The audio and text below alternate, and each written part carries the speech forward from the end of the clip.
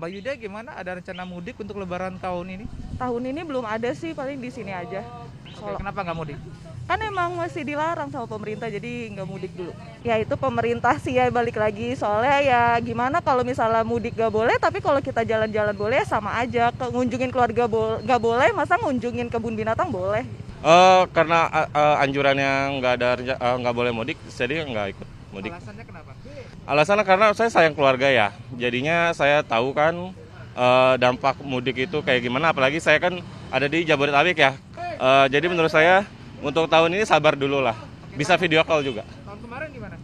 Tahun kemarin sama, saya juga nggak ikut mudik sama sekali. Pak Zainal, selamat siang. Mau mudik? Iya, mau mudik. Kenapa alasannya mudik? Kan dilarang. Kita kan udah berapa bulan nggak pulang, dulu kangen sama orang tua dan anak. Nggak khawatir Pak, bakal membawa virus apa gimana ke kampung, ke orang tua? Ya kita sih nggak khawatir, yang penting kita ada tes COVID, jadi kita bisa aman lah. Mbak Un mau mudik apa nggak nih? Iya mau mudik, udah lama banget aku udah booking dari bulan April. Emang sengaja, emang tahun ini pulang karena tahun kemarin kan nggak pulang gitu. Melarang mudik tapi yang penting saya sudah sesuai prokes gitu. Oke. Saya membawa hand sanitizer, membawa masker gitu, dan di sini pun nanti juga ada tes genos. Sebenarnya pemerintah itu melarang mudik dan membuka wisata itu cara salah satu biar nggak boring aja sih. Dalam rangka mudik apa nggak nih? Mudik, Pak. Mudik Lebaran? Iya. Ada berapa orang yang akan berangkat hari ini? Banyak, Pak. Iya, berapa orang? Sekitaran? Sekitar 80. Sudah itu ada surat Nah, pemirsa, itu tadi suara-suara masyarakat yang mudik dan juga yang tidak mudik. Mbah Tejo, tadi dikatakan mudik nggak boleh, bertemu keluarga nggak boleh, tapi wisata boleh, ke kebun binatang juga boleh, Bang. Ya, ini kan demokrasi ya. Jadi gini Maria, jadi melihat kalau orang bisa ketawa ngelihat babi ngepet, kita juga ketawa aja ngelihat begini-begini aja. Ngelihat boleh, nggak boleh itu kayak kita ngelihat babi ngepet aja gitu loh. Jadi anggap aja sama gitu. Dan lagian ini demokrasi. Yang saya sayangkan Maria, kalau ada orang beda pendapat langsung dibully. Padahal di dalam demokrasi beda pendapat itu boleh, sah.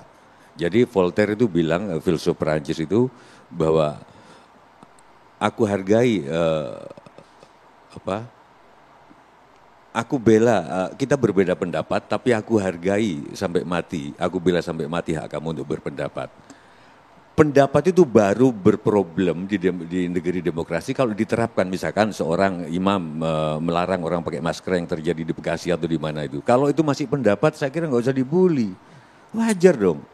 Ketika banyak orang sekarang berpendapat bahwa apa sih salahnya problem pemerintah sama orang tuaku, aku nggak boleh mudik. Kan ada gitu kan? Loh, ya udah nggak apa-apa, tapi kalau dia maksa mudik baru ada problem. Terus orang boleh berpendapat, Dokter Tirta, di zaman kedokteran begini, obat paling mujarab adalah sungkem pada orang tua. Oh, jangan diketawain, masalahnya di medsos diketawain. Tapi kalau dia bertindak dengan mudik baru problem karena takut menularkan orang lain. Itu sih saya kira, Andrew.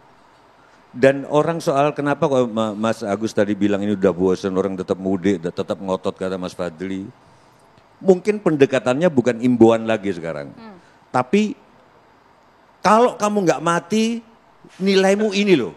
Kalau nggak ngerasain. Bukan, kalau kamu nanti nggak mati karena COVID, kamu bernilai ini. Kalau kamu hidup gunanya ini. Jangan-jangan kita malas hidup karena kalau hidup kita cuma takut pemerintah cuma kurang pembayar pajak. Kurang membayar yang BPJS kurang kalau kita mati.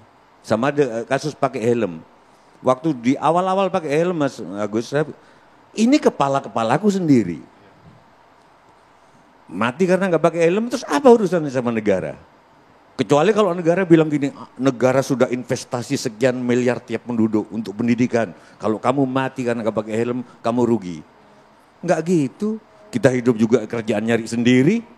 Aku ketepukan ngelukis dan sekian, kemarin aku banyak nganggur sekarang. Gitu. Tapi untungnya aku banyak nganggur, Pak. Aku jadi sering nonton film. Terakhir aku nonton film John Wick, Pak. Dan bab 2, ini kenapa? John Wick 2, kenapa gini? Full action betul ya, Pak, tadi. ya? Iya action. Government gak fokus. Oke. Mau milik kesehatan apa ekonomi. Nah kenapa kok John Wick itu disukai banyak perempuan dan dia bisa membunuh orang baru hanya pakai pensil loh Pak.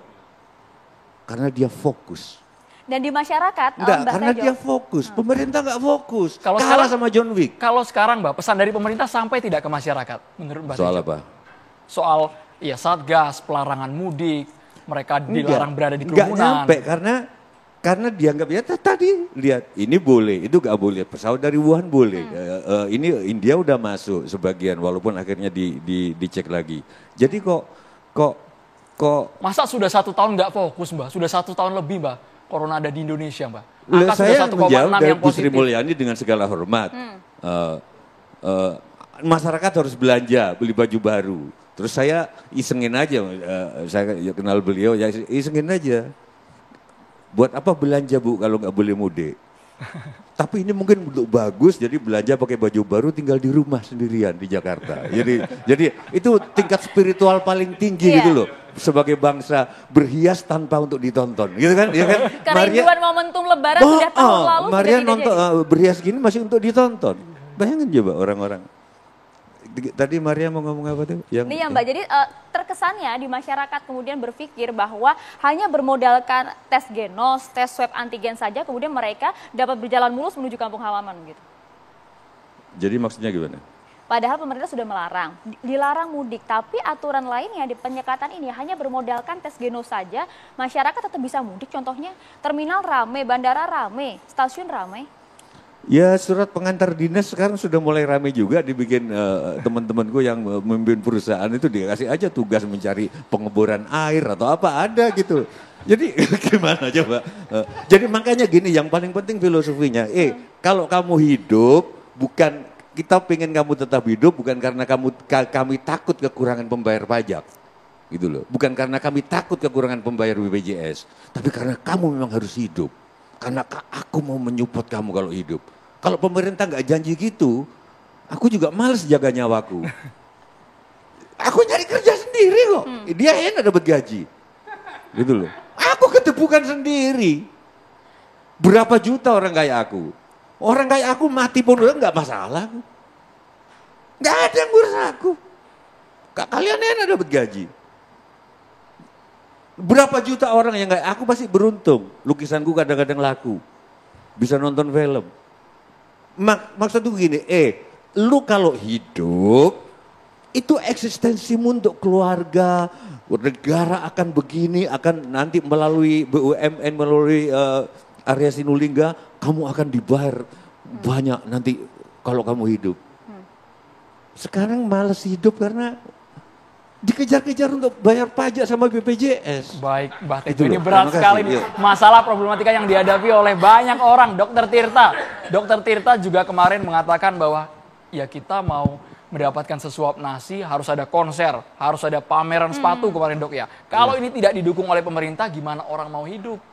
Mereka bukan lagi takut sama corona, mereka takut kalau Sebentar, perutnya Andrew. kosong kan, Mbak Tejo ya tadi. Enggak, ini standingnya apa Dokter Tirta di sini? Kalau saya yang jelas penggemar MU, jadi rasional. Dia Liverpool, iya. udah nggak rasional Tapi katanya pasti. tatonya Kemarin sudah rusuh dihapus tapi. Mbak. Dia Liverpool, Liverpool, Bang. pendapatnya Fansnya rusuh di stadion. Gitu, Dokter Bang. Tirta. Silakan dokter. Jadi kalau dari saya sih sebagai seorang tenaga kesehatan ya, ada dua soalnya, saya dua kaki soalnya. Jadi kalau kaki yang pertama sebagai tenaga kesehatan, kalau sebagai dokter sih teman-teman udah malas berdebat sama orang yang maksudnya tetap nekat mudik atau enggak. Karena dari kawan-kawan kita pun mengerti bahwa pandemi itu kayak lari maraton ya. Jadi saya sudah sempat membahas ini sekitar beberapa kali. Pandemi itu kayak lari maraton yang kita tuh nggak bisa selesai dalam waktu short term, sebulan, 2 bulan, 3 bulan, itu harus setahun. Nah masalahnya ketika orang berlari itu kakinya beda-beda. Nah ternyata pelari-pelari kita ini kebetulan udah capek. Capeknya itu adalah ketika tahun lalu mereka di bulan Maret, April, Mei patuh, nggak kelar-kelar. Akhirnya mereka mengalami situasi psikologis yang dinamakan pandemic fatigue. Yaitu kenapa mereka merasa, lah gue udah patuh, gue udah kayak gini, kebijakan berubah-ubah, at the end adalah, ya udahlah hidup mati urusan gue, toh mudik cuma sekali, daripada nanti bokap gue, nyokap gue minggu depan meninggal, gue gak pernah mudik, lebih baik gue nekat mudik. Nah itu pandangan mereka. Kalau kita berdebat sama orang kayak gini, fasenya udah denial, mau sampai ngalor ngidul sampai A sampai Z pun mereka akan tetap, gue nekat mudik. Dan seperti itu banyak. Wah bukan hanya banyak, banyak banget. Dan sebenarnya kejadian kayak Tanah Abang, kejadian kayak kemarin konser itu teman saya. Terus habis itu kejadian di Senayan Park, kejadian event saya pun beberapa kali lupa pakai masker, teman saya pun iya, itu sebenarnya sudah terjadi di KRL dari bulan Oktober. Sudah terjadi beberapa kali surat suap palsu pun lagi diproses di Polda Metro Jaya dari bulan Desember. Bahkan kalau kita tahu kenapa kok orang itu mulai nggak percaya COVID, kita harus tahu analisanya.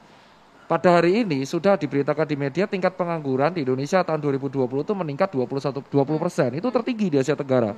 Ditambah itu kaitannya 2019, ditambah di selama pandemi ini pengangguran yang usia 30 tahun meningkat. Kita bisa melihat orang itu akan mengedepankan faktor kebutuhan primernya yaitu makan. Ketika orang nggak bisa ketemu keluarga, di Jakarta lontang-lantung, nggak dapat makan, THR juga dicicil, terus akhirnya dipaksa Harbolnas. Sebenarnya Bu Menteri itu memaksa untuk, bukan memaksa, menganjurkan untuk belanja karena besok itu kan Harbolnas untuk memutar UKM. Tapi benar katanya Pak Sudiarto, ngapain kita beli baju baru, orang kagak ada. Tapi nyatanya tetap Tanah Abang ramai. Kenapa? Itu rata-rata kan orang kula itu. Jadi mereka berpikir, ini diskonan ini kan. Jadi nanti tanggal 17 saya dagang lagi. Dan tahun ini THR full. Iya, reseller full. Nah, jadi kita anggapnya dua sisi. Kalau sebagai dokter, kita sekarang fokusnya adalah, oke lah, dulu setahun lalu kita bermimpi untuk mengubah dunia. Ternyata sulit. Yaudah kita menjaga diri kita sendiri sama sekeliling kita, pertama. Kedua, kita membatasi untuk berdebat untuk sama orang yang, gue gak percaya COVID. Ya udahlah, hak lu. Kesehatan lu, itu hak lu. Yang penting, kita cuma berpesan, ente jaga kesehatan diri sendiri. Ketiga, kalau misalkan ada orang nggak pakai masker, kayak contoh didenda, ya kan? Jujur aja nih, belak-belakan nih. Banyak orang tuh pakai masker juga di depan kamera.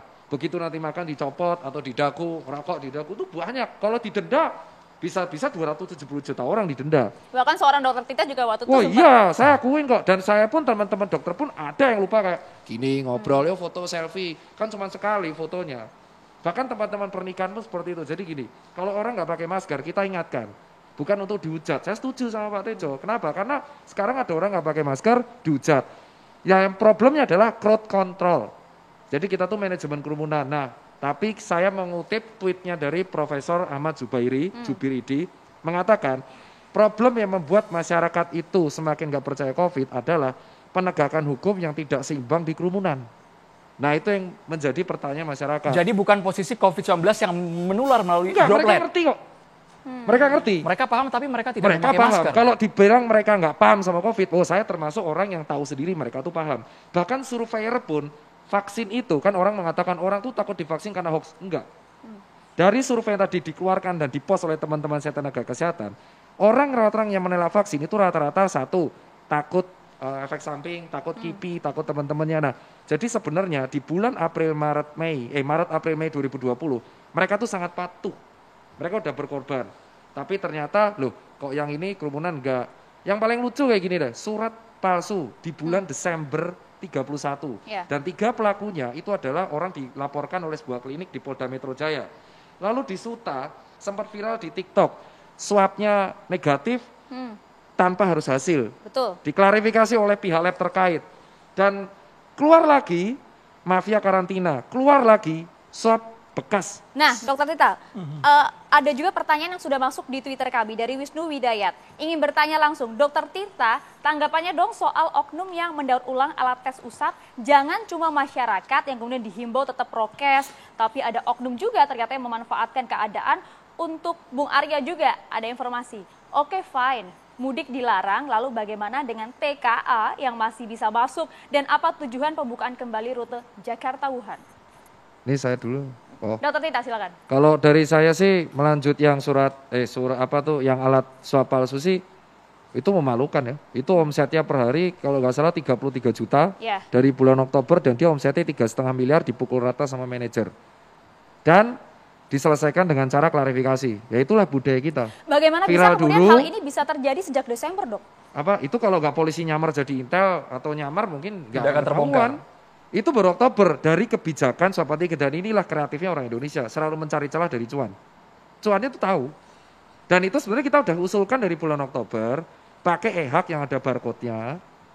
Dan itu e-hak barcode fully barcode itu baru Januari ketika surat swab palsu bisa diedit. Berarti kita tahu kan berarti oknum-oknum di bawah aja SOP aja nggak beres. Apalagi kita melarang mudik. Nah kedua, untuk yang tetap kesimpulannya di larangan mudik ini adalah larangan mudik di pemerintah ini saya rapat sama Pak Menkes dinner itu 3 hari yang lalu dan Pak Menkes itu manggil dadakan. Saya tanya langsung sebenarnya larangan mudik ini maksudnya apa Pak Budi? Maksudnya beliau adalah beliau itu udah tahu dari tahun-tahun sebelumnya pas Paskah pun itu pasti naik.